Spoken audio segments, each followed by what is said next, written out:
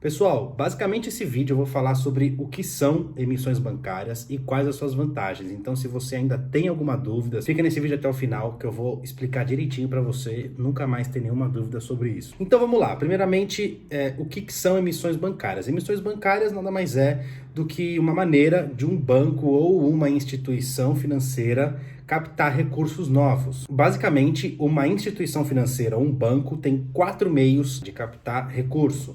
Ou é via CDB, ou é via LCI, ou é via LCA, ou é via LC. E agora eu vou explicar para vocês primeiro o que são cada um deles. Então, começando pelo primeiro, o que é um CDB? Basicamente, um CDB, Certificado de Depósito Bancário, ele é um tipo de empréstimo que você faz para um banco, para ele provavelmente emprestar dinheiro para outras instituições, linha de crédito. Então, assim, não tem nada específico que o banco precisa fazer. Ele simplesmente pega esse recurso e empresta. O que é um LC?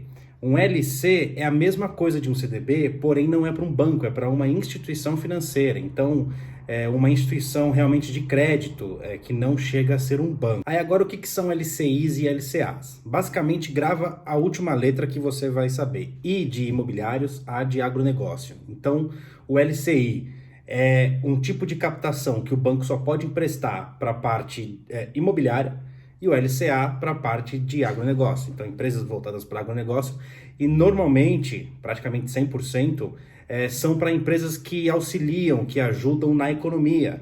Então, seja talvez em algo importante, por exemplo, uma construção de alguma coisa importante para a economia, ou seja, no agronegócio.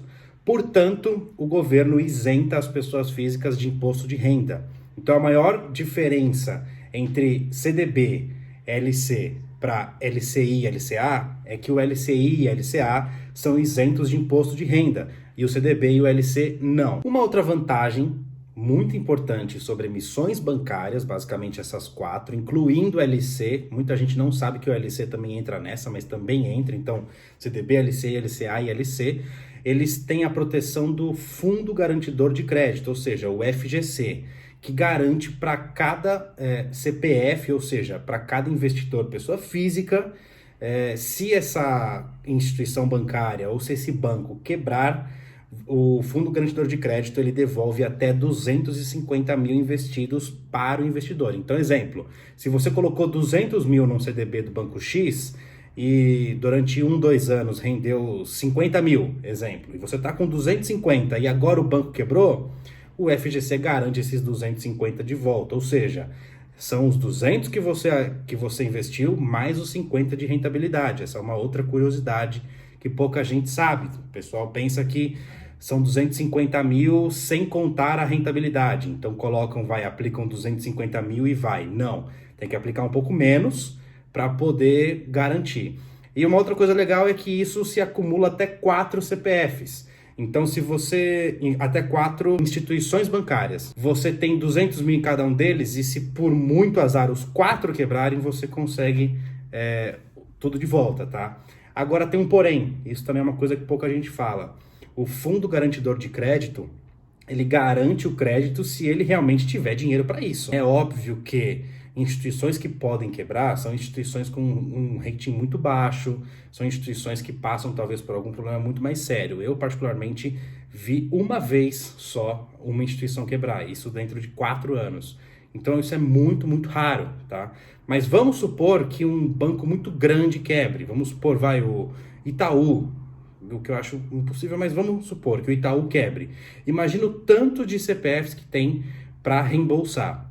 Muito provavelmente o Fundo Garantidor de Crédito não vai conseguir, tá? Então, esse é um risco que você tem. Nada é 100% sem risco, tá? Mas, a grosso modo, você pode ficar tranquilo que realmente é muito difícil uma instituição financeira quebrar no Brasil e é muito difícil uma instituição muito grande quebrar no Brasil, uma instituição financeira muito grande quebrar. Agora, qual que é o único lado ruim? O lado ruim é que você precisa ter um prazo muito longo. Basicamente, nos investimentos, a gente tem um pilar que é o risco, a rentabilidade e a liquidez. Nunca a gente vai ter os três ao mesmo tempo. No mundo perfeito, a gente queria algo que fosse muito líquido, ou seja, que você pode tirar muito rápido, algo que não tem risco nenhum e algo que vai render muito. Mas isso é praticamente impossível, então você vai ter que abrir mão de algo. Exemplo, você não pode abrir mão de liquidez, mas quer ter uma rentabilidade muito alta. Então você vai ter que tomar risco, vai ter que ir para ações que tem uma liquidez alta. Não, você não quer tomar risco, mas quer ter uma liquidez muito alta, sem risco nenhum. Então a rentabilidade vai ser muito baixa, vai ser algo próximo de 100% do CDI, igual o Tesouro Selic.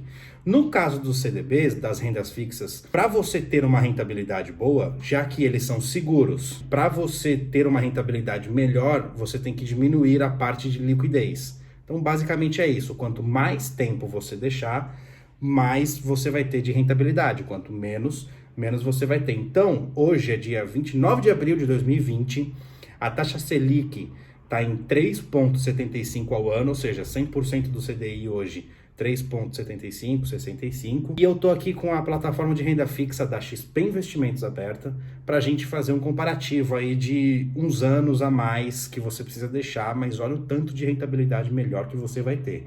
Então eu vou dar um exemplo no primeiro que apareceu pré-fixado aqui.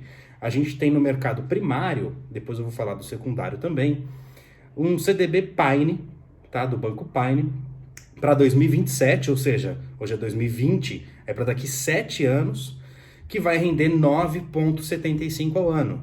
Então a gente está falando aí que a taxa Selic está 3,75, a gente está falando de praticamente 300% do CDI, praticamente sem risco nenhum, porque tem o FGC se for abaixo de 250 mil, porém com uma liquidez muito baixa, tem que deixar para 7 anos. Então esses são os prós e os contras de uma emissão bancária. Mercado secundário. Existe mercado secundário. Para quem não sabe, mercado primário é quando a própria emissora é quem criou o CDB, quem criou o ativo. Então, exemplo, vamos supor que o Itaú vai lançar um CDB. Quando ele lançar na plataforma, essa é uma emissão primária, porque é a primeira vez que está indo para a plataforma e o dinheiro vai direto para o Itaú. No mercado secundário, não. É como se eu, por exemplo, comprei um CDB para 7 anos, só que eu quero vender ele hoje. E aí eu jogo no mercado secundário para uma outra pessoa física comprar de mim. Então, normalmente, no mercado secundário, a gente sai com um certo deságio, ou seja, a gente perde um valor, um pouco, às vezes muito, às vezes pouco. Como eu sei quanto que eu vou perder?